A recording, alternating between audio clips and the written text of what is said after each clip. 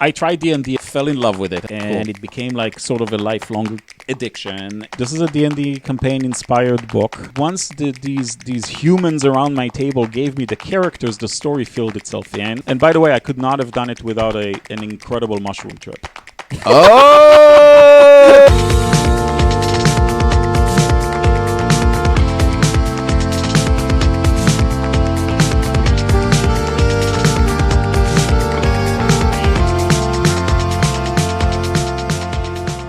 Welcome to Bay Waves, where we're talking to those performers and artists making waves in the Bay. I'm your co-host, Johnny T. I'm Dylan. Dylan, we got our first author. Yeah, I actually hate that sound. I don't like when people do it. It's an awful sound, and comedians love to use it. It's been, like the Diplo. It's been stupid. Used for like 2 decades now, it feels like. It's awful, yeah. But we don't have to use it. I don't know why we did. It felt right. It was your tone. It was my tone, and yeah. I was just excited to talk about our guest. And you're like the Diplo of the Bay. So I am the Diplo of the Bay. You can find me on Spotify. I just go by Diplo. Yeah. DJ Diplo. DJ Diplo. So we've got an author as our guest. Our first author, Barak Engel. He's a fantasy author. He's kind of had a wild story of coming to the U.S., playing a bunch of D&D growing up. He's a cybersecurity expert, has wrote a couple nonfiction cybersecurity books, and then published more recently a fantasy book based off of one of his D&D campaigns. So like the nerdiest, geekiest person you can get on a podcast, and we fucking love that. Yeah. You say nerdiest, geekiest, and then literally as the podcast is wrapping up, he starts telling us about his sex history. You would think, oh, maybe this is some like incel nerdy board game geek. That guy is a player. He is a player. But he's also a very joyful, fun guy to hang out with. Yeah, it was really cool. I know him through another friend. It's his partner, and I just knew from the moment I met him, I was like, oh, this guy's very fun. And I had no clue that he was doing all of this stuff. I was just like, oh, okay, he's kind of a fun geek. I knew he played board games. Yeah. I knew he LARPed. I didn't know he was DMing these year-long campaigns. I didn't know he was an author of like several books. Yeah. Some of which have been like Amazon bestsellers. I'm telling you, this is a Bay Area thing where people got these private, weird lives where they're actually doing really cool shit. Mm-hmm. Do you have a private, weird life where you're doing cool shit? Yeah, I do. Name one This is thing. Mostly it. This is it, yeah. This is podcast because very few people know about it. Do you tell your friends? I tell my friends that I'm like working on a little show. Okay, a little show. All right, don't demean us. Say it's a big show. Well, Dylan, you're a pretty little guy. I'm a pretty little guy. We're both little. pretty little guys. I had a friend. Emphasis on pretty. Yes, mostly pretty. Mostly pretty. You remind me, Dylan. You know what you remind me of? What do I remind you of? If we're talking fantasy talk, you remind me of a wood elf. A wood elf. Yeah, just high octane, tons of bundled energy that needs to get out. You say that, but I literally yawned in front of our guest and was like, wow, I'm boring you. God, you yawn? What's wrong? I'm so sorry. And also the password for one of our things, I obviously won't say it, but is something to do with me yawning. Yeah. Dylan does have a tendency to yawn at very inopportune moments. Yeah. It's extremely rude, but you're Why don't a pretty you ever little yawn? thing. Why don't you yawn? Because I get real sleep and I don't. drink caffeine. You also don't have a job, so whatever. Don't even. Yeah. Dude, my sleep has never been better. For real? Oh my God. I mean, that was the probably the most impactful thing to my day to day. Tell me what it was before. Tell me what it is now.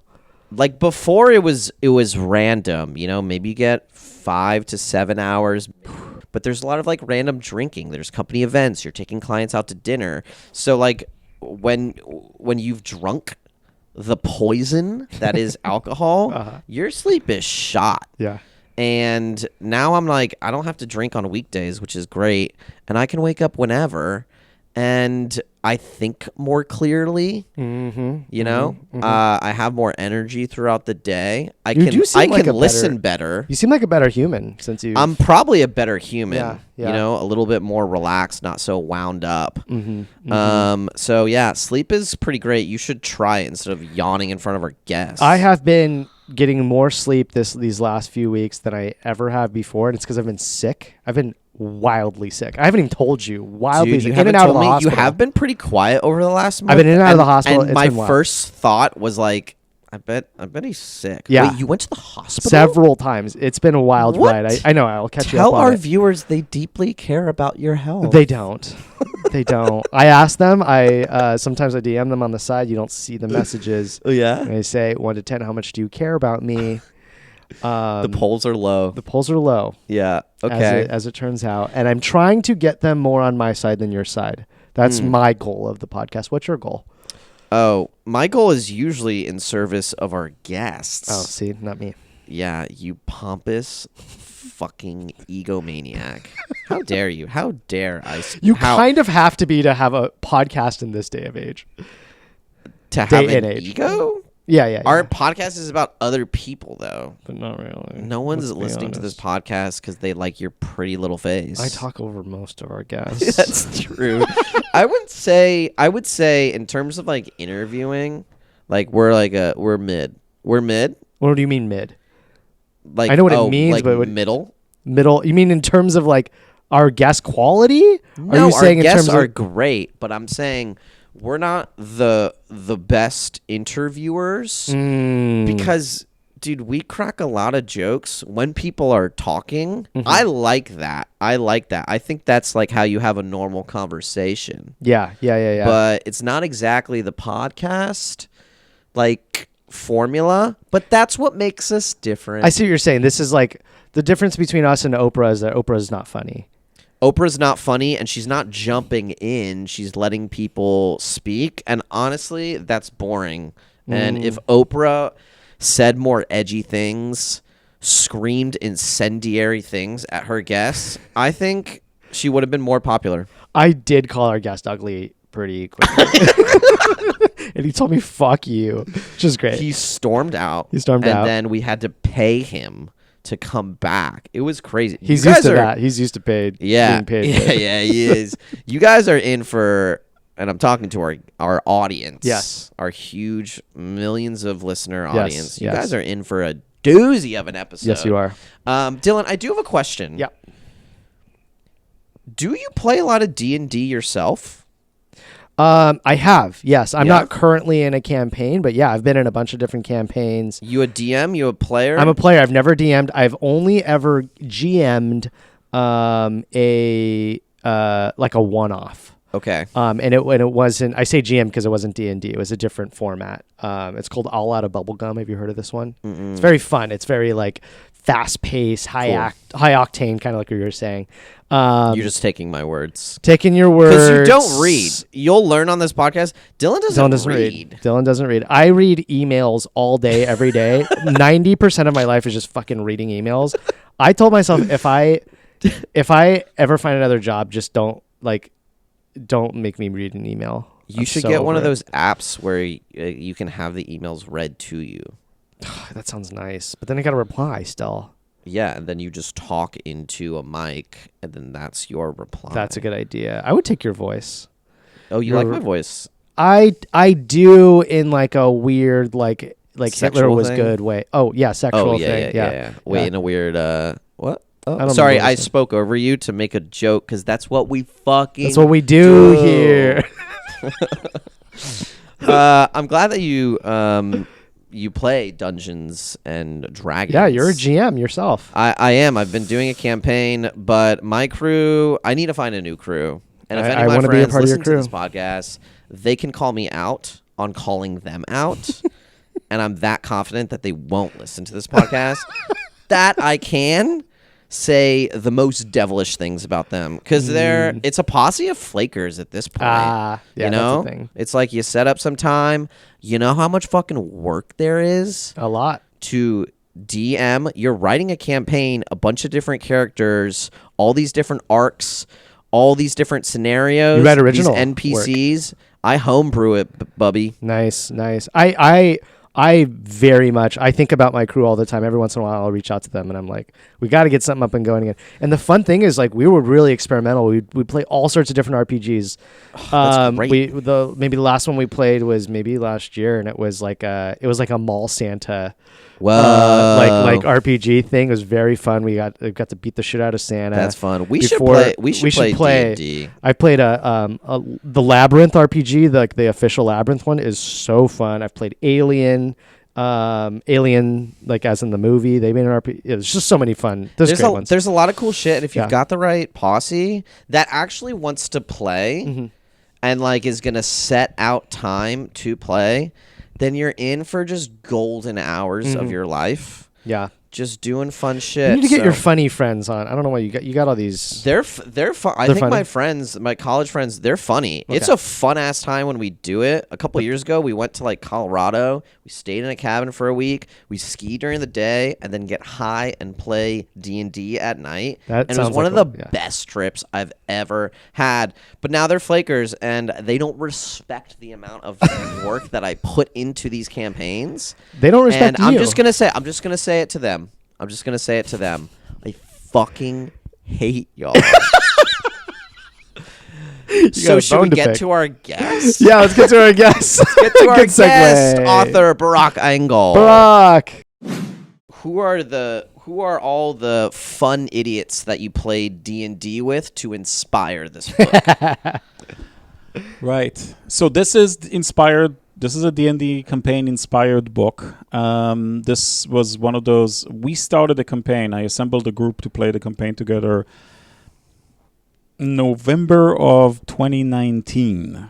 How long did that campaign last? And if you recall what happened 3 months after that... Heard of it, yeah. Yeah, there was a little thing. It was there was a small virus that was going around. Smallpox was going around. Right? Yeah. So pandemic shut everything down. We transitioned to online gaming to finish the campaign. You guys were using like Roll20 or something like that. Roll20. Yeah. And it's just, it started like a good friend of mine, and she's invited a couple of her friends over, and I had a couple of my friends join the group. So it was the way D&D groups form. Yeah, totally. And we did the campaign online for about, I want to say, it took about almost 2 years to finish it. Cool. And you were the DM. I'm the DM. I've been a DM for decades, literally decades.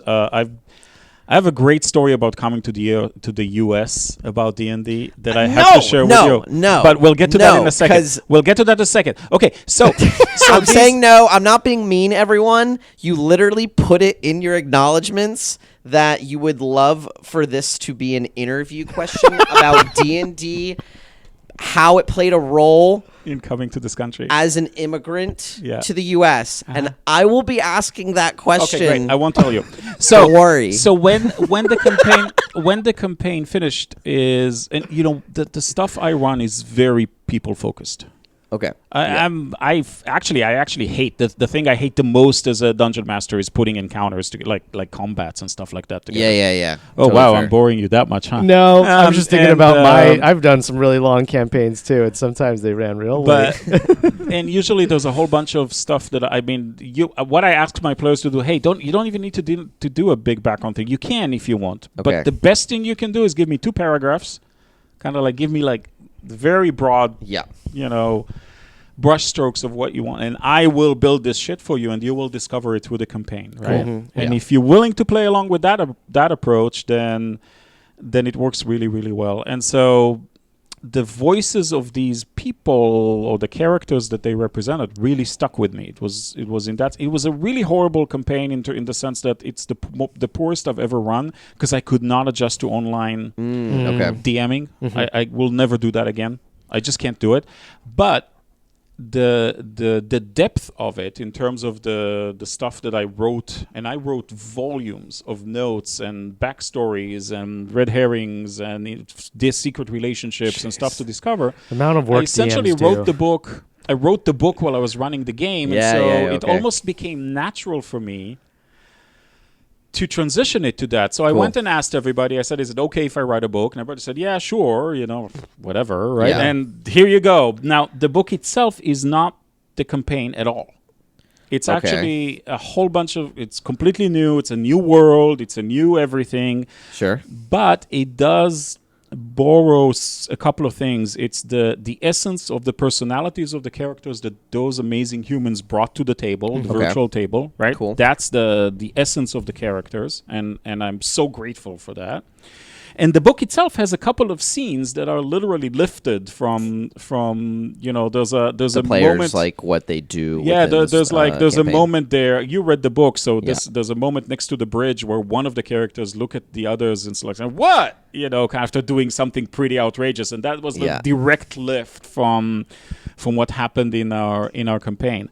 It was an outrageous moment. There was such a good reaction. I mean, those moments in D&D where you're like laughing for minutes because people are hysterical. I read it, and it's like, I think maybe we should just share it. But essentially, it's one of those moments where you get in a campaign where someone just goes off the rails and says, like, I'm going to fucking kill somebody just for the hell of it, and not talking to anyone else about their move. And that's exactly what happened in the book. And I was like, I've seen this a lot. Exactly right. Seen this a lot. And this happened, and I'm like, and in the campaign I ran, it was like that person actually killed like 2 town guards. So now I had to somehow, as DM, to sort of like scramble around. How the heck do I get them out of this mess? This is early in the campaign. There's no way they can overcome all the authorities. They were in prison. It was a whole bunch of stuff that I had to sort of come up with on the spot, right? Love these moments as a DM. Yes. Players will always do this to you. They will pick anything up that's not literally bolted to the floor. Yeah. And so, and I had to, so there's a couple of moments in the book that are like that. But the thing that I think that is, like I said, the world is new. Everything is new. So the whole thing here is completely new. Just the characters are lifted. But the idea behind the book, there's a central idea. I can't talk about it without ruining it. You've read it, so it's you know. hard. Yeah. There's a huge twist in the end that changes the entire meaning of the book and how to read it and what it means. That concept I've had in my mind since I was a teenager. Okay. So you've been wanting to write a book, a fantasy book, Right. forever. Yes, like around that idea, I just needed the story. Okay. And then once these humans around my table gave me the characters, the story filled itself in, and it works. I think it works. Yeah. And by the way, I could not have done it without an incredible mushroom trip. Oh! Wow, behind the scenes. Tell us. So I was struggling. And you've read it, and I was really struggling on how to bring it home. It's a really tough twist. Endings are the hardest fucking thing to write. Right. So I did not, and this is hard. This is a multi-layered sort of like right, and I was really struggling with it. I was stuck on it, and then I did a medicine journey with an amazing guide up in Richmond, and it was on 6 grams of mushrooms, which is a heroic dose. Right, that is a lot. That is a lot of mushrooms, and. Jesus. Give us the setting. Give us the setting. It's just a very quiet room, dark room, right? And dark I'm just room. Like, I'm on a cot in the corner, and I'm just eating the mushrooms, and I'm like, "What's going on? Nothing's really happening. Nothing." I'm like, oh. Was your intention to finish the end of the book? Yeah, you were like, I need an ending. No, but I was really stuck, and this is something I've been wanting to do forever. So why not try these things? Okay. And I ended up actually being my characters. What? He wrote notes, so I actually have all the notes from the session and the stuff that I was saying. And Nael, for example, one of these heroes has the ability to physically modify sound, right? As it sound waves, right? Yep. And I was modifying sound waves when I was in the I was That's literally so cool. them, right? Woo! It was really, really freaky and awesome and all that. And I come home and I kind of had a good night's sleep. And then the second night I wake up at around 1 a.m. and everything is so clear. I knew exactly how to do it, and I go into my office and I start typing, and I wrote for about 4.5 hours straight, and I finished the book. In the middle of the night? Yeah. It was great. It was like I woke up and it was finally like the problem was solved. It was finally solved.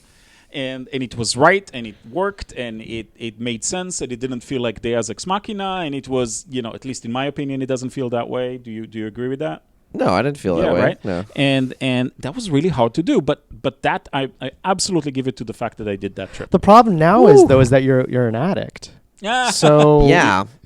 Was that a good trade-off? You can't get addicted to shrooms. Oh right. Okay, never mind. They're a downregulator. Would you rather get addicted to crack or crystal? Yeah. Okay. That's a You're absolutely the first one to have come up with that joke. I thought it was relevant original. for your mushroom trip. I know you're a drug addict, Barak, and that's okay. We accept everyone here. It's a safe zone. Safe zone. Other questions for you. Would you rather be a DM or a player?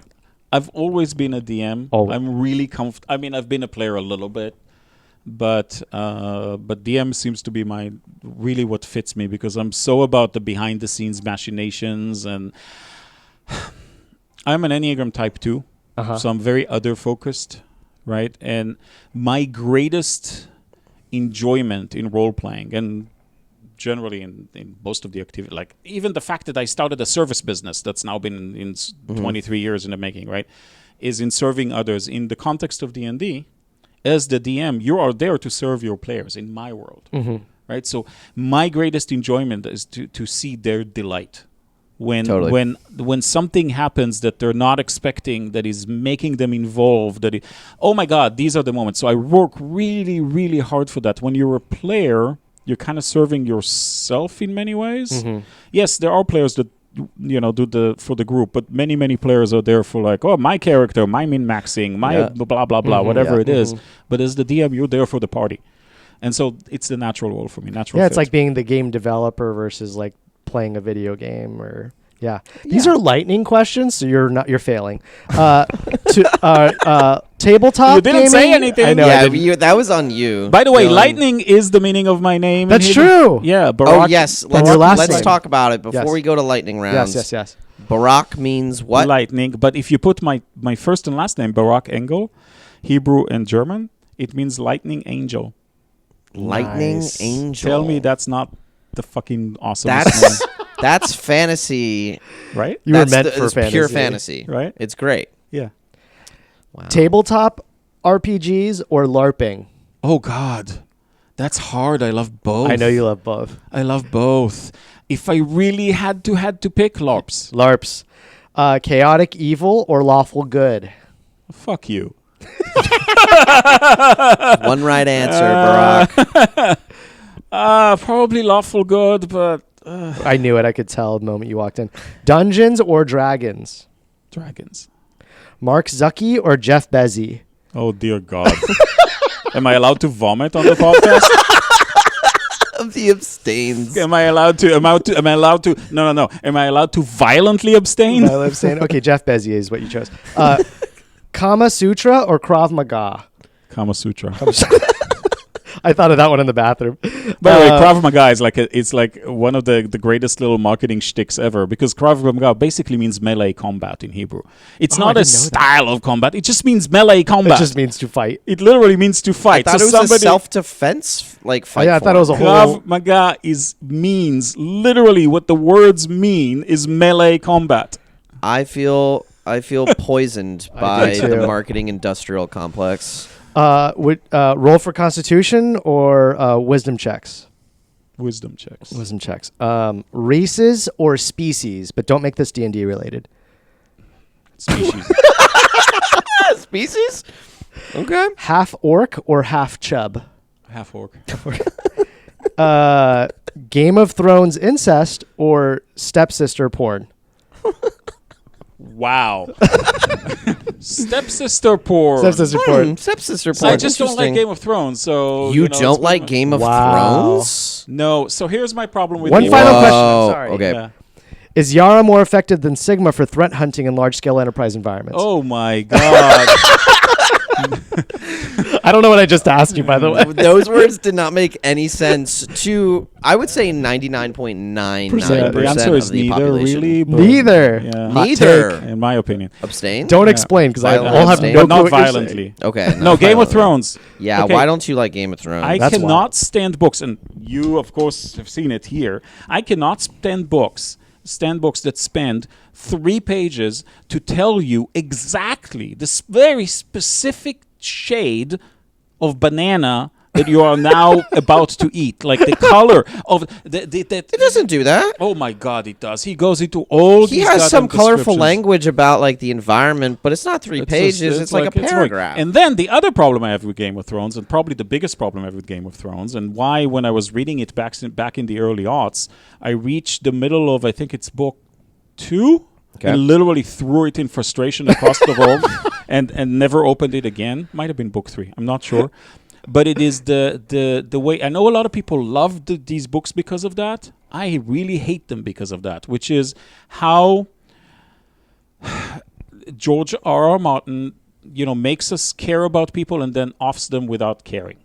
This whole thing. He does do a lot of that. I don't like it. That's I kind of really his don't. shtick. If I'm That is going his to shtick. ask you to come along a journey with me, right, and make you emotionally invested in the people that I'm making you emotionally invested in, I better take really good care of them. Yeah, sure, some of them can die, but it can't just be offhanded. It can't just be like, I'm killing everybody. I think the moment that I realized later that actually is not what happens, but I think it was, what was the name of the little girl? Arya? Yeah. Uh-huh.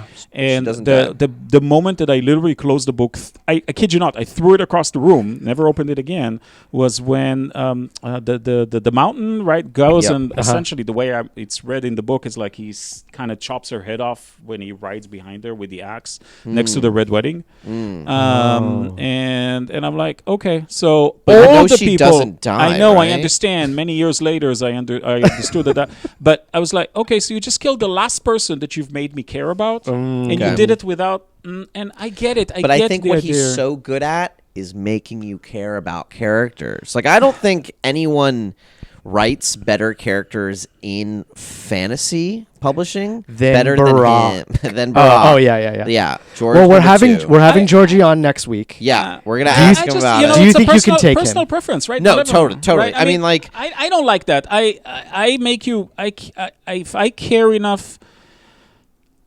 I want you to feel. I don't know. I'm also It's- not. it- I'm it's not a about, fan like- of. I'm also not a fan of horror and gore, right? You know, Yeah. so like these are things I don't. A lot of people love that stuff. Yeah, I don't. It's hard because it's like you always want to write a satisfying story, and a lot of times that means your protagonists or the heroes, to the reader's eyes, are getting what they want, what they most desire, but it's a satisfying way that fits within the mold and theme of the book.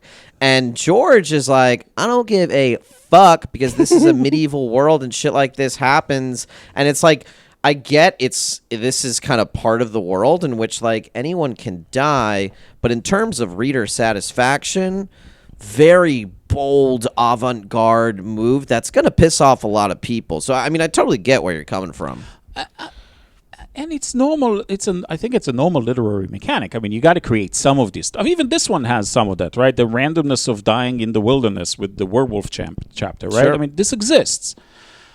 But it's usually not from But like it's not- key characters but- well, even- that you're even- following the whole time. Or even if it's from, at least it's not a, like, whatever kind of thing. It's, I don't know. There's a reason why plot armor exists, right? As a mechanic, and I, like when I wrote this, for example, and this is a preference. This is a personal preference for me as an author. I think the world is full of too much gore and blood and horror. And I mean, the daily life is pretty horrific for a lot of people these days, right? There's a lot of people that are targeted and all that. I wrote this book. My main goal was for it to be a joyful fantasy book. Totally. Yeah. And I think I succeeded in that. It's a book that is full of joy. And the funniest thing about this, so the one thing I did with AI on this book, I used a tool called Marlowe, which is sort of a script reader that gives you an analysis. Oh, cool. And I did an analysis of this script with Marlowe when it was finished, and the manuscript. And I asked, and one of the things it does, it gives you an emotional wheel, right? It says, what are the emotions expressed in the book? Oh, interesting. And roughly a third of this book, the largest emotion expressed in the book is joy. But the other 2/3 were hate.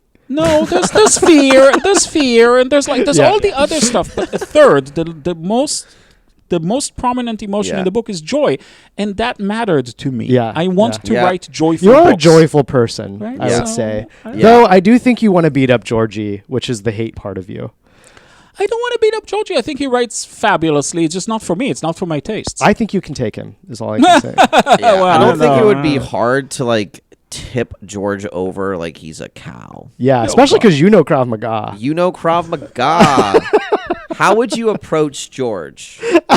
Very respectfully. Very respectfully? Okay. Before you put him in a chokehold. My friend I would try to give him a bear hug. I mean, he did something really remarkable with Game of Thrones. It's just not for me. Okay, so you've stood up to the government.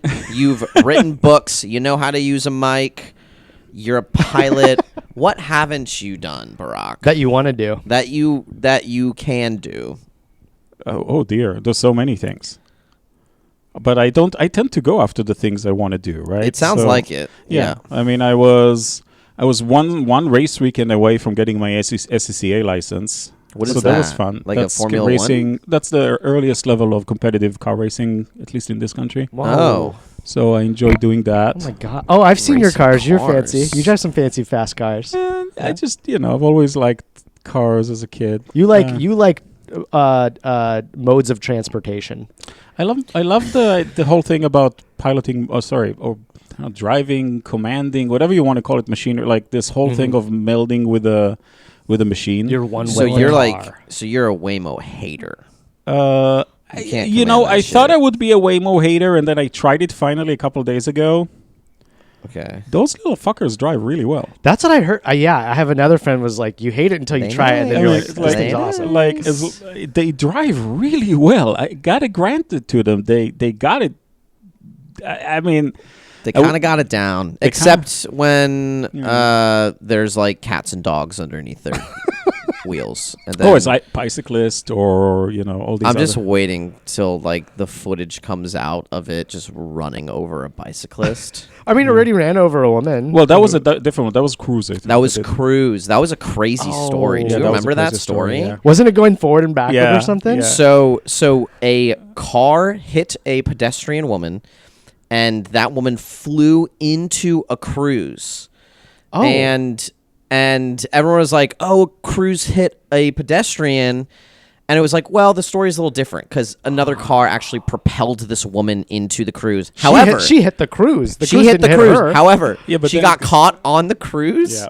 and the Cruise dragged her like 90 more feet until it finally pulled over and like on by the curb. And they didn't tell the California DMV that part of the story happened. And then it came out, and the California DMV was like, what the fuck? Like, how did you not tell us this? You have to disclose it. And they shut down Cruise immediately, and they never came back. Yeah, one of my friends Yeah. was very, very high up in the Cruise hierarchy. And he was actually part of the technical team that was trying to resolve all of that. And at some point, we were this was as all of this is happening, right? And they didn't know internally the legal team was basically trying to hide stuff from the government. They had no idea.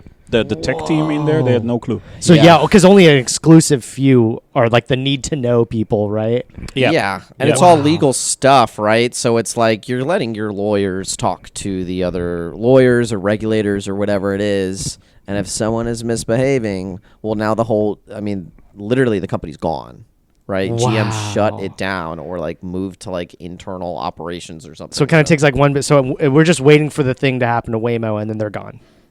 You think? No, I don't think they're gone. Plus, there's another one that's coming up. Zoox. Zoox, thank you. And Zoox doesn't even have a wheel inside of it. I think actually that will be...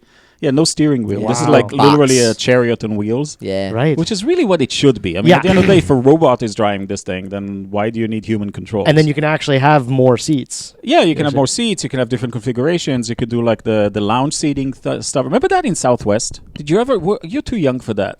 No, yeah. Where Southwest used to have the... Too young or too cheap? There's no way. What do you mean lounge seating? Southwest used to have the front seat used to be facing each other.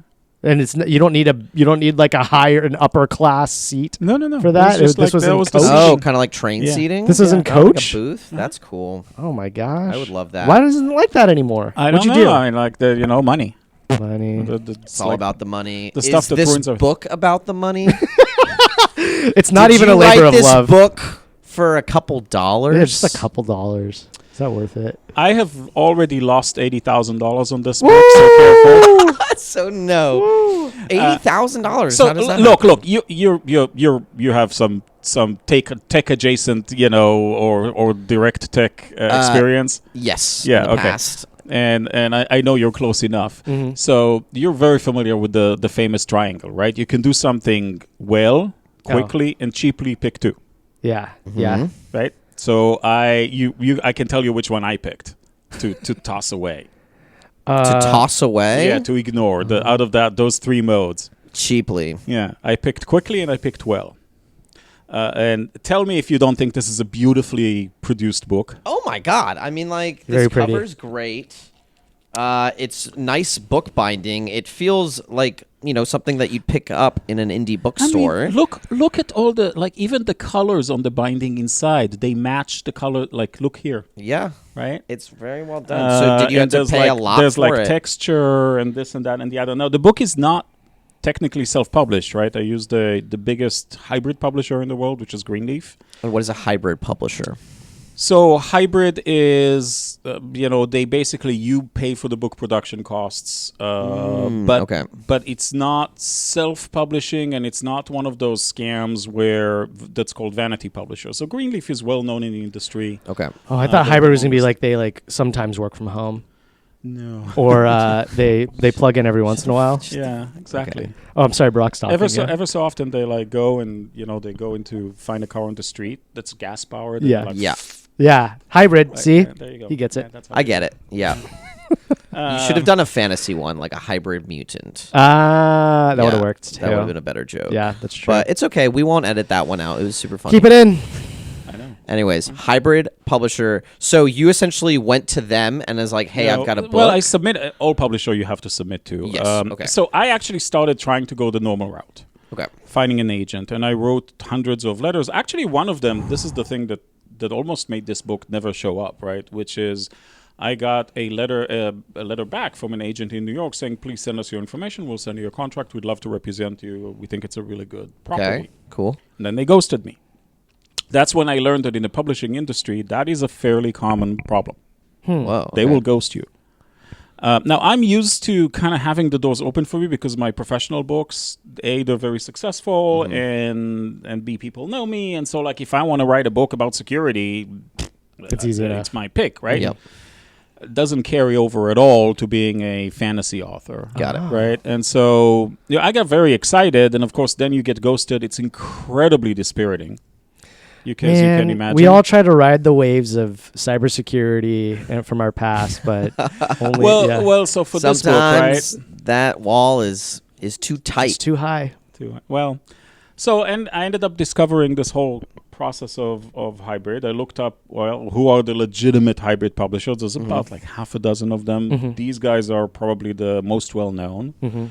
And so I'm like, fuck it. I'm going to submit my manuscript to them. And they have their own process of filtering through and making sure that this is stuff they want to partner with you on. But, that was chosen. And then that's how this book came to be. But because you're paying the book production costs, you're basically offsetting that risk from them. Wow, $80,000. Well, that includes a lot of stuff that I spent money on that I didn't, in retrospect, need to. That makes sense. Yeah. So, I mean, really, I could have done it for half that, and there's still a couple thousand copies sitting in the warehouse somewhere waiting to be sold, right? So, at the end of the day, I mean, it did well enough to be an Amazon bestseller on release. Heck yes. But I had no idea what, they're like, well, normal range for, doing these things, you need to print 3,000 copies. I'm like, okay, well, we'll print 3,000 copies. What the hell do I know? Right.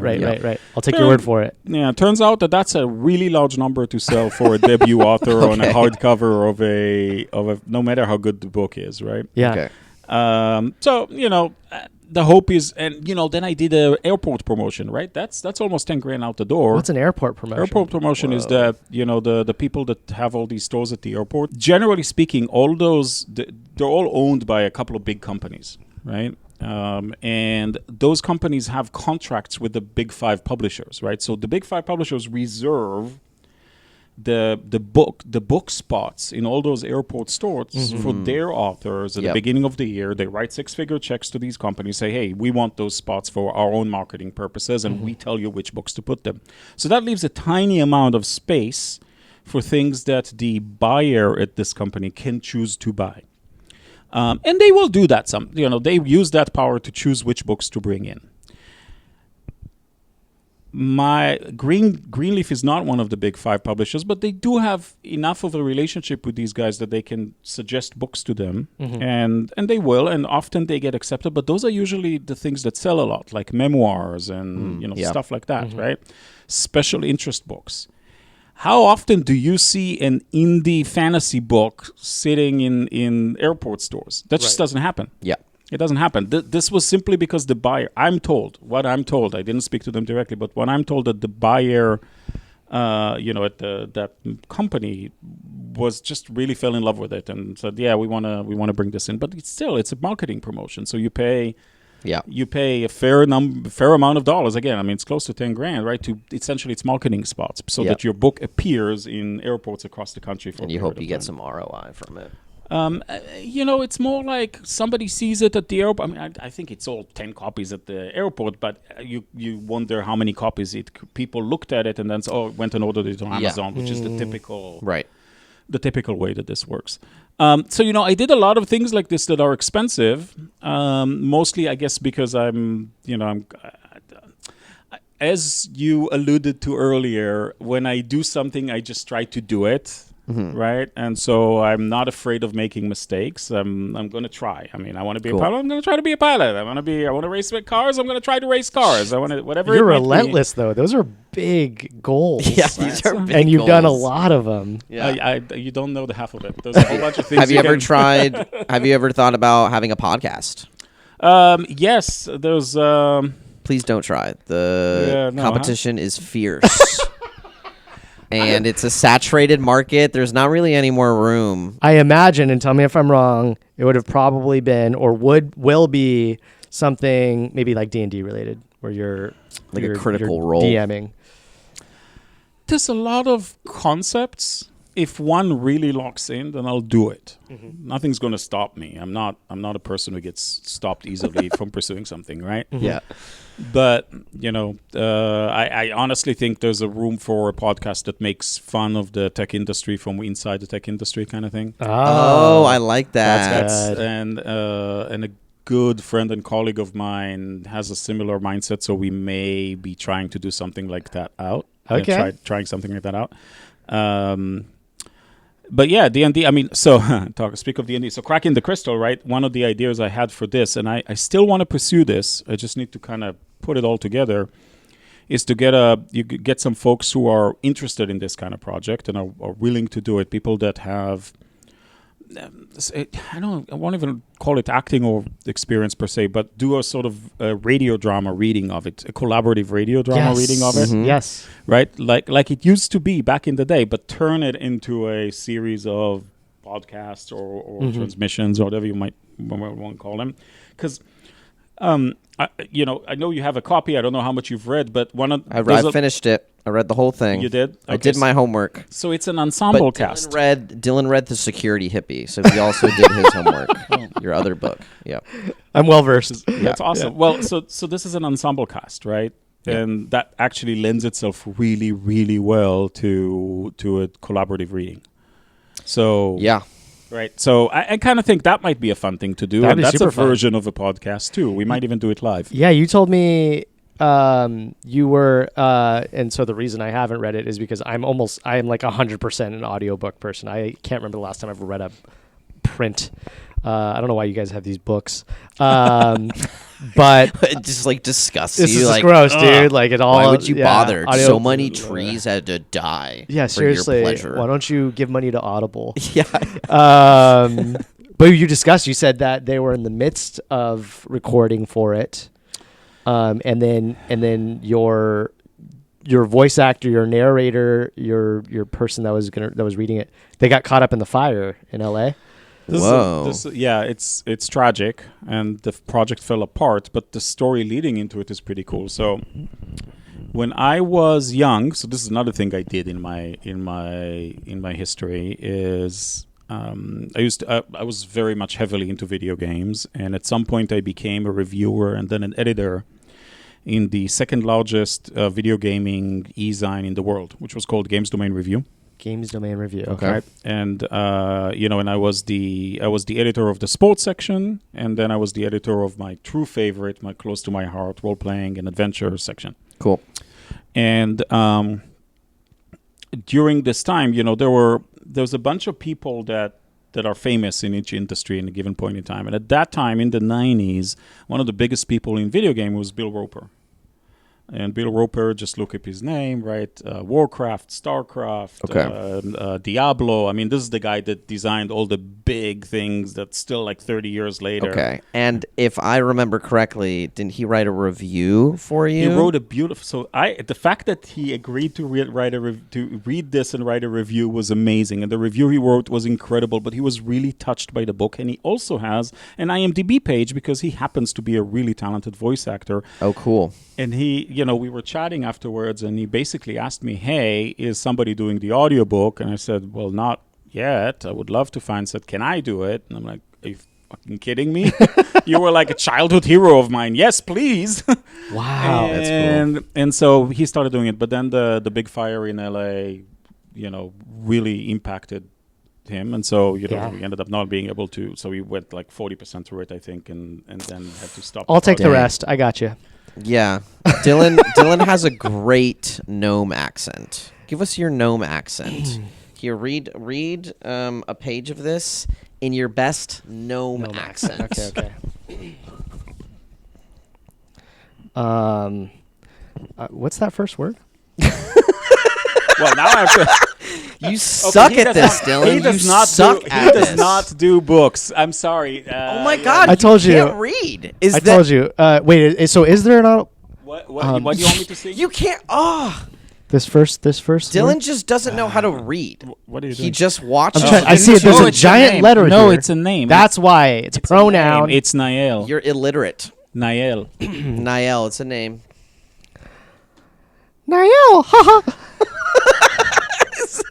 There we go. Okay, yeah, it's kind of sounded like Mickey a little bit. That's my gnome. That's your my gnome. Yeah. I think he should be the. You should be. We have a gnome. One of the 5 characters in the ensemble cast is a gnome. That's what I mean. I'm your guy. And yeah, I'm your guy. So if you're interested in this, let's do it together. I think it would be so much fun, and I think you can do this professionally, which is probably better from a commercial perspective, but you can do it as a fun thing between people that love this kind of stuff. So fun. And that, I think, is so much better, right? To be honest with you, I've done it like at least a dozen times, though, honestly, because I used to run a show where we do script reads for films that were very bad, that were written by famous film writers. So like there's like Joss Whedon's version of Wonder Woman, I think. It's like notoriously awful.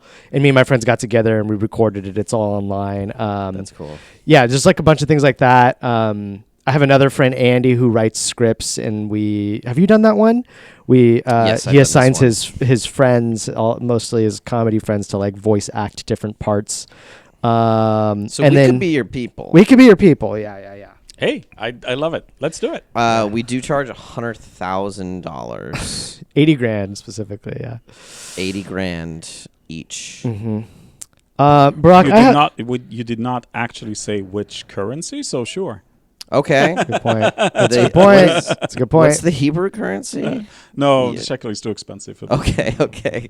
Shekel? Shekel. Oh, a shekel. Shekel. I've heard of a shekel. The Israeli shekel. So you still want the audiobook to eventually be produced, yes, but it'll just take a little bit more time. Yeah, I may do. I've been pondering this for a while, and I think that the answer I'd gotten. I also have a newsletter, and I asked readers, and the vote seems to be that I should do the audiobook. Okay. Yes. Yeah, why not? I think that's kind of common these days when authors do it. Yeah, there's the whole thing about, like, I can't do voices, but I do have all the real understanding of where something is, said sarcastically, and where's right, so there's the benefit of knowing the the script the way that it should be, right? People know you were doing this, or are you writing this book in secret? People knew I was writing. I mean, it's not a secret that you're writing a book, but it's not like people know. He's secretly writing a book. You won't tell anybody. I've literally talked about it on this podcast. Yeah, which but nobody knows about the podcast. Millions So of people watch this. What book are you writing? So I'm writing a fantasy book as well. He's writing a sequel to your book. Yeah, He's writing a fan Wait, fiction. I'm writing a sequel. Well, not really. It's a parallel quote, but yeah. Parallel. Yeah. Yeah. I don't talk about the book too much because it's like in motion, right? Like it's not something that I want to share too much about until it's completed. What I'm hearing from Barak is when you go all out, and you don't do that. I'm trying to go big on this. I literally dropped my job to write That's this true. thing. He quit the industry to do this. I dumped tech so that I could chat GPT a whole book, and it's going well. It's going really well. Yeah, but the prompts you're giving are great. It's the great. Yeah. I use Claude every now and then too. Yeah. Claude's pretty good. Yeah. Oh, it's a collaborative effort. Yeah, just I think all books Bard, should be Claude, collaborative, yeah. just like your audio book. It's collaborative. But no, Ensemble cast. Yeah. I'm trying to write a fantasy book. It's kind of like it's set in like a fictional 18th century Paris, so like post-revolutionary society, kind of more of a gunpowder fantasy. So That's a good name. Yeah, I think there's a very specific word for it. Cyberpunk? No. It's I can't remember what it is, but it's like it's a fantasy book with guns, right? Because like you think fantasy a lot of times visions of like medieval fantasy, D&D, that type of world, sword and sorcery comes to mind, right? But you don't get a lot of like, we're talking like 18th century when there were guns, right? And I think sometimes guns may break a fantasy world, and that's why it's harder to kind of like plug that in. But that's the type of history I really like. So that's what it's like V for Vendetta meets All the President's Men in a fantasy environment. I think it's fun, but You heard it here first. Listen We'll out see. for it. That's really cool. I want to ask you so many questions about your process and how far along are you, and but this and but that it's and the about other. you. But this episode's about you. Yeah. What is for you? What fantasy What do you like? worlds most? are really stick out to you? There's books that inspired this book, for example. I tried to borrow from a lot of them. Stainless Steel Rat series. Okay. I don't know if you've ever I'm read not that. familiar Oh my with that God. one. Netflix, please get this property and make a thing about it. Okay. It's a Stainless Harry Steel. Harrison series of, I don't know, 30 books or 40 books from the Whoa. 60s. Not the same series. It's the same Oh series, my Stainless Steel gosh. Rat series. That's cool. And Whoa. it's so much fun. It's just like the character is Jim DeGrease, and he's like this, happy-go-lucky dude that goes and does crazy shit, Knowing you own all 40 copies. I own a fair number of Yeah, them. of course you do. His They're all library. signed. I think I have like a decent little library here of board games, but Barak's library is beautiful, double-sided in a hallway, and I'm sure more than that. Ooh. Some like OG and exclusive pieces, and just like his Catan set is the size of the couch. That's crazy. It's pretty cool. I have about 800 games. 800. 800 I'm board telling you. games? Yeah. Yeah. And the- have you played all of them, do you think? No, nobody's played all of them. Most of them. I mean, there's still a few in shrink, but we do try to get the shrink off and play them. Whoa, 800? It's highly curated too, because it used to be more, and I've gotten rid of the things that aren't good. So this is like, I think this is kind of A problem. best. Well, it really is. I really do at this point.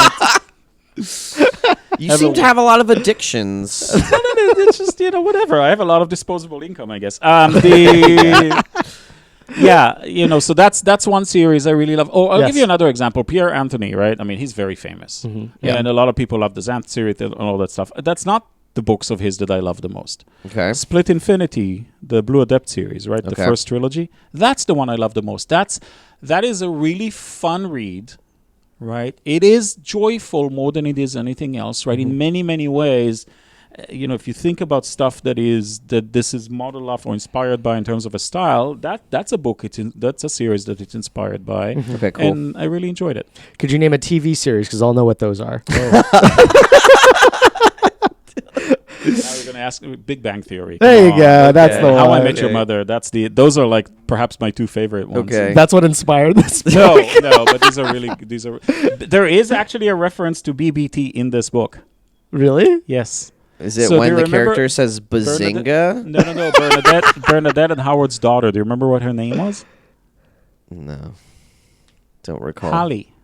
Hallie? That was the Halley's Comet. Yeah. Well, there Haley's is a character, a very minor character in this book that's mentioned, just a couple of times. Her name is Hallie. Okay.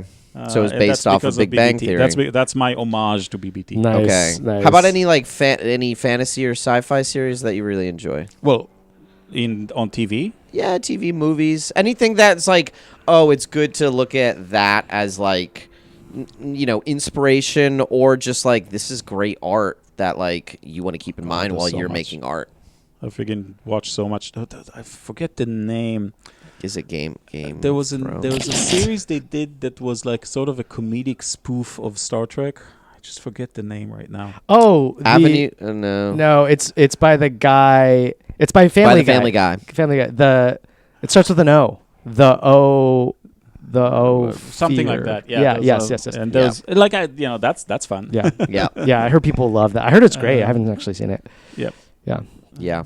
So That's cool. I mean, your book is very whimsical, right? Like it doesn't take itself too seriously in a good way. Like it's trying to have a good time, like you're hanging with your friends playing D&D. And Or on a podcast. then when the twist happens, you realize there's actually another reason why it's like that. Yes, it's like it's a lot deeper. I'm kind of curious about like your approach to writing, and it's like, are you trying to say like, okay, this is the type of book that I want to write, and I'm gonna outline everything, or are you just fucking going after it and then editing it a little bit more to kind of like fit what you want? How did it work for you when writing this bad boy? Did you outline everything? No. Or okay. Well, Or did you just get to write? I had Step an one, idea. go to court. Step I two, had go an to the idea. nearest Starbucks. I had an idea of where I was wanting to go. Sure. But otherwise, remember that what I try to have is a picture, not a visual, but more like the minds of the people involved, and Okay. then they tell me the story, right? The minds of the people, like the characters. Yes. Okay, cool. Right.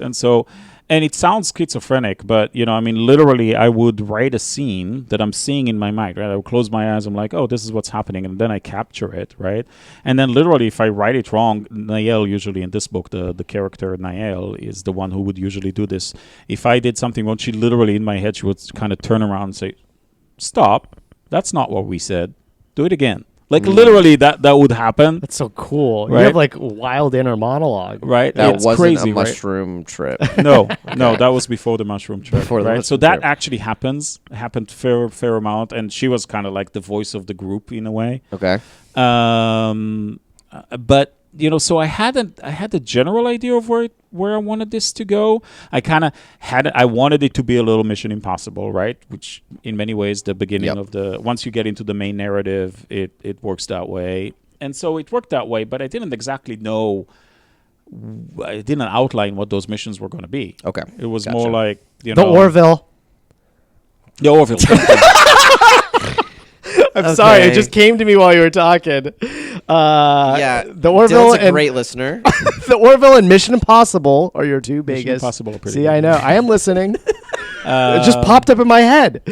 So the next one, I'm like there's like I told you, I'm writing a parallel quill to this thing Cool. right now. Yeah. That one is actually very, very, very different because it doesn't have that same crazy twist that impacts the entire narrative, but it takes place on Earth, and so Okay, cool.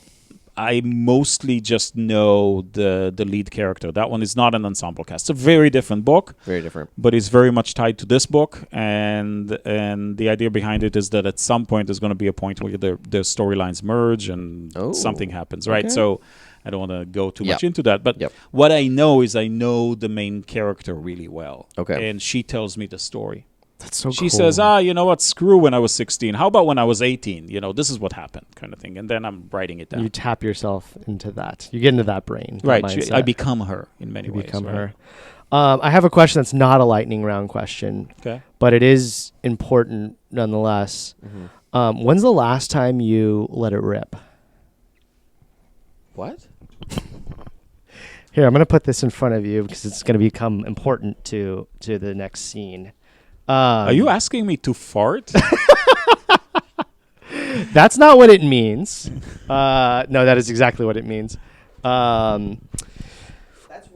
That's one interpretation of what it means. So you didn't grow up in the U.S. No. You grew up outside of the U.S. I don't know if this was something that was made available to you or was popular by any means. Do you recognize this toy?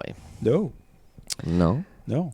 This toy is called a Beyblade, Bey blade, and it was very popular in the '90s, which I know you were born in '90s, so this would have been pretty early for you. Yeah, thank you. Yeah, you're welcome. Very kind of You look great. Actually, you look awful for being born in '90.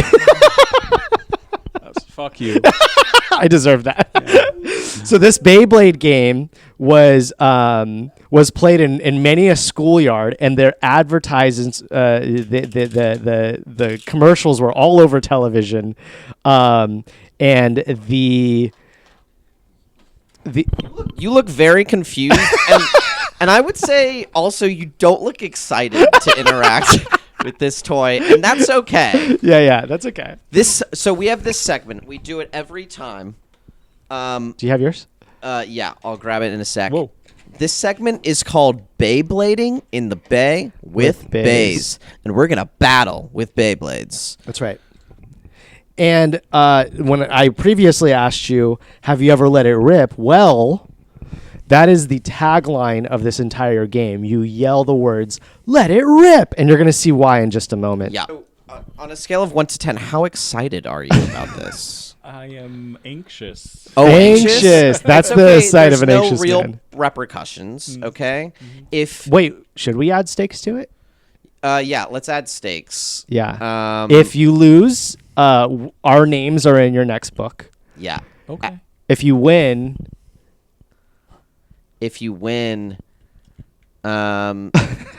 your name will be in my next book. oh. If you win, I'll name my child after you. Oh. Whoa, that big leap.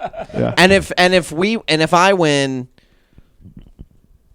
you have to date someone with my name. Wait, are you married or are you divorced? I'm Both. pretty much partnered, yes. Okay, well, scratch that. But I would love my name in your next book. Okay, I can do that without losing this game, but whatever. Okay, well, we need better stakes. You know what? He No, doesn't no, even that's okay. I want you to feel like, yeah, sure, let's Okay. do that. yeah. It's like a dreidel. Yeah. It's Yeah, like you know dreidel those. battle. You've heard of those. Yeah, of course. This is extreme dreidling. We actually do Extreme have dreidling. we do have dreidel battles. So, What? oh yeah. Is that a thing? I've That's never thing heard of a where dreidel yeah, battle. absolutely. No Are you kidding way. me? There's Hanukkah, dreidel absolutely, battling? Absolutely. What the hell? Okay, all right. Here, we're calling this a dreidel And battle. we are We're in the right calling time this for a it. dreidel battle. Oh my God, really? Yeah. It's How do we like a not know Hanukkah this? type of activity. Yeah, which is right now. Wow. Did In the middle of Beyblades just steal this idea? Probably. it. That's why he was looking at it like, what the fuck is this? This is is invented thousands of years crazy. ago, not the 90s. This is crazy. 3, 2, 1, let it rip. Oh, here we go. Oh, we got a battle. It's oh man, Oh. brutal. It's okay. It was a good attempt. Mine is spiraling around you. Fair battle. What would you say if you lose a dreidel battle?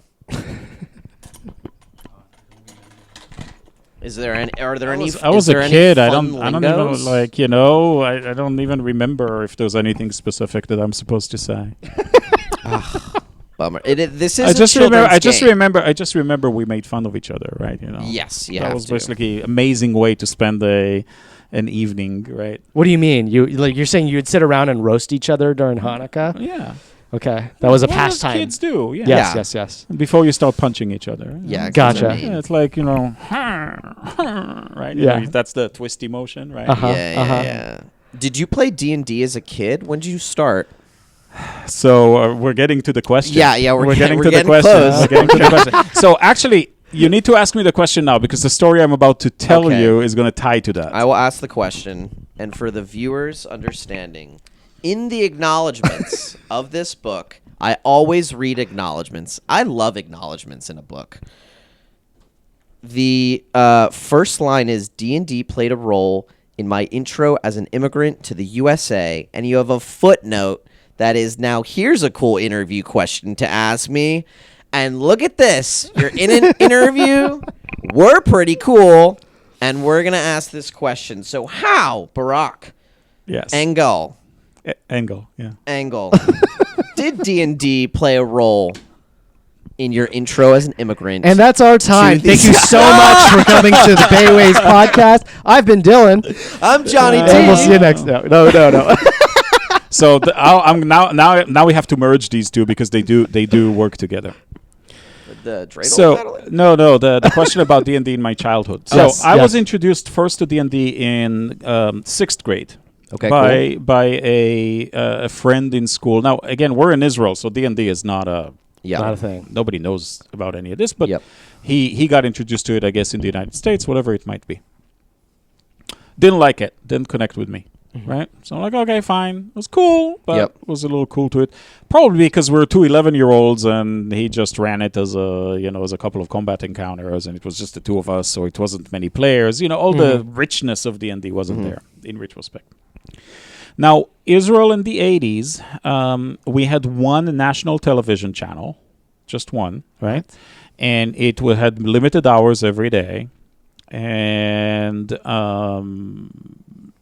was... Are you saying there are no other channels? No. But we used to have, if you lived in the northern part of the country like I did, we used to have these massive, the rabbit ear antennas, right? And they would catch broadcasts from, in this particular instance, also from Egypt, but the one that matters here is from Lebanon. Okay. There was a channel in Lebanon that had a bunch of cartoons, especially on Saturday morning, where you couldn't see anything in the Israeli TV channel because of the Shabbat. And so there's a bunch of like these cartoons, Niels Holgersson. I remember one that was, or the history of the world, or there was like Around the World in 80 Days. It was all these like cool little shows. What I did not know, nor would I have any concept about, was that it was actually a Christian TV channel. What the hell do I know as a kid in Israel that this is a Christian TV channel? This is really important. So this is a Saturday morning. I'm walking from the kitchen to my bedroom, and the TV is on, as it usually was, on that channel from Lebanon TV, right? And there's a guy, I'm kind of like, somebody screaming, right? And it's not like the TV is on high volume, but he's loud enough that that captures my attention. So I look at it, and there's literally a guy in a studio ripping pages out of books and going nuts. So I go and like turn on the volume a little bit, sit down on the couch. He's speaking in English, but my English at that point was already pretty good. And turns out that he is going absolutely nuts about Dungeons and Dragons, which I was a year before was introduced to for the first time. First edition. And this was second already. Edition. This was already the advanced D&D, right? And he was ripping. And then at some point, at least in my child memory, he was actually like burning the books in the studio. Like This is when there was that whole satanic fear. Satanic craze. Listen. So, and I'm like in my child mind of 12, right? I'm like, well, I should try this again. Cool. Right? I mean, if this guy is so mad about it, I got to try this again. You little heretic. Then the show ends and the red credits roll, and I'm like, and the name of the show comes up, which I haven't paid attention to before, and I'm like, it got stuck in my mind. It was called 700 Club. Remember Pat Robertson? I don't know if you do. You're very young. Vaguely, yes. Yeah, he was one of these like very early, very famous sort of internet preacher people. Yes, right? He's been old forever. Is he dead? He's got to be dead now. Yeah, Pat Robertson. And he was like, I don't want to go into religion right now, but I think he was a pretty bad person. Yeah. But ultimately, he was one of those fanatics, right? One of those early early assholes. He's the TV evangelist. And a TV evangelist, whatever, right? These people that get money from people by making them hate other people. Right. And not my style. Anyway, so I tried D&D again and fell in love with it at that point because we did it right. And it became like sort of a lifelong addiction and a massive thing. And actually saved my life because I was very suicidal at some point in my teens, and then I adopted the chivalry code from a D&D expansion book called Unearthed Arcana, and I tried to live it for a couple of years. So Please tell us what that is. Whoa! Yeah, it was really nuts. Which edition is this? It was Unearthed Arcana from Advanced D&D. Did it have like commandments or more like the chivalry code? They were describing this concept. Okay. Right? Anyway, so in some ways I can say, hey, thank you for saving my life. But the reason I wanted you to ask me this question, because it ties to how I got introduced to D&D. Okay. I come to this country in late 99. I mean, just before Christmas. It was Hanukkah 99 when I moved here. And within a couple of weeks of coming here, I'm like, oh, hey, wait a second. So I look up 700 Club, online. It was Alta Vista back then, I think. And I find the address of the foundation, and I penned a letter to Pat Robertson basically saying, thank you for giving me this lifelong addiction of Dungeons and Dragons. I really appreciate it. Telling my story, and sent it off, right? Wow. It was one of the first things I did in this. I never got an answer, but I felt good about sending the letter, right? Heck yes. It was great. That's cool. amazing. That's So cool. thanks to that guy, that has become a major... That is crazy. Yeah. So that was when like America was freaking Yeah. out, thinking D&D was some like devilish. Yeah, there was the whole story about the kid in the sewers in like the University of Chicago, I think, something like that, right? That whole nonsense stuff. Ooh, yeah, that's crazy. Cool. So I think we're gonna wrap up. Yes. And at the end of each episode, we allow you to plug anything that you got going on, how to find the book, how to find more about you. Please go ahead. So the book is, you can find it, I mean, at this point, usually probably online, right? Amazon, Barnes & Noble can get it for you, whatever. There is a bookstore in Montclair, good place for books, or good little place for books, something like that, where you can actually get signed copies. Oh, cool. Nice. So I think I've been there. That's a cute store. Yes. Yeah, it really is cool. It's on Montclair, on La Salle. And, I love supporting the local stores. So Totally. I actually placed a bunch of copies there. And, it's if you want a signed copy, that's the place to go. I am writing a parallel quell, like I mentioned earlier. So we'll see what happens with that. I'm not going to try to plug anything, but I will say a couple of things. One is, you asked me for a show and tell piece, and I decided to bring something that is D&D related. What is it? What is this? So when I came to the US, like I said, late 99, I went to Gen Con 2000, is the first kind of game conference that I went to. Maybe the second after Kubla Khan. And that was when 3rd edition D&D was released. Cool. And so they had Gary Gygax and Dave Aronson there, and they were doing like a book signing thing. So I got my Player's Handbook copy by Gary. Gary and Dave. That's so cool. That's such a great gift. Thank you so much. Well, I mean, you can see I played with it. It's not like I kept it in sort of like I literally was playing. This is the copy I was playing with, but this is the player's handbook. Is that what? This is the player's the 3rd edition player's handbook. That's really cool. That's for me, that's very like a thing that a memento or nostalgic thing that I'll always keep. So I love that. Love it. So I feel like you want to be a bit of an elf. What? Is this like something that you're looking to do in your lifetime? You have a lot of goals, is all I'm saying. I thought we were done with the interview, but if you want, I will tell you. If you could live a thousand years. I actually. So I do have in my history a stint as a gigolo. What? Why are you mentioning it now? And you didn't ask. Nobody would have asked that. Nobody would have be very rude. Be like, you strike me as the type of person who might be described a in gigolo. chapter 9.